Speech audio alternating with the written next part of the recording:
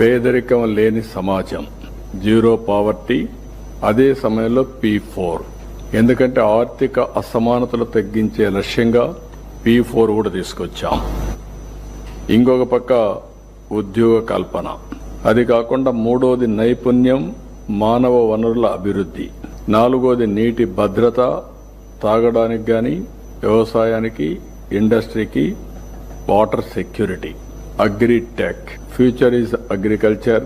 అగ్రికల్చర్లో రైతుకు గిట్టుబాటు ధర రావాలి, ఆదాయం పెరగాలి. అందుకే ఈరోజు మనం అగ్రిటెక్ని ఫోకస్ చేస్తున్నాం, వాల్యూ అడిషన్ కూడా ఫోకస్ చేస్తున్నాం. అదే మరి అంతర్జాతీయ స్థాయి లాజిస్టిక్స్. యాజ్ ఆన్ టుడే మనం చూస్తే మన దేశంలో 14% లాజిస్టిక్స్ కాస్ట్ ఉంది. ఇంటర్నేషనల్ గా చూస్తే 8% ఉంది. ఈ 6% మేక్స్ ఆల్ ది డిఫరెన్స్. దీన్ని ఏ విధంగా సమర్థవంతంగా తగ్గించగలుగుతాం, ఏ విధంగా మనం ముందు తీసుకుపోతామని ఆలోచించడం కోసం అంతర్జాతీయ స్థాయి లాజిస్టిక్స్ ప్రొవైడ్ చేయాలనుకుంటున్నాం.